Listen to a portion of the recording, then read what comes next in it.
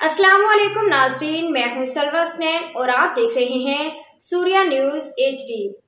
आइए नजर डालते हैं आज की अहम खबरों पर। सोहबतपुर बलोचिस्तान नामनिगार रहीम बख्श थीम कोट अब्दुल हमीद खान खोसा पुलिस थाना शहीद मलिक मोहम्मद अली 7 मुहर्रम अल हराम का रवायती जुलूस जिला नसीराबाद से जिला सोहबत में दाखिल हो गया है, जिसकी सिक्योरिटी के सख्त इंतजाम किए गए हैं। जिला सोहबतपुर की तरफ से 113 मुलाजमान पुलिस तैनात किए गए हैं, जबकि जुलूस के रोज को स्पेशल ब्रांच के अमले से सर्चिंग और स्वीपिंग करवाई गई। इस मौका पर SP सोहबतपुर जनाब गुलाम हुसैन बाजोई ने कहा कि जुलूस की हिफाजत के लिए फुल प्रूफ सिक्योरिटी मुहैया की गई है।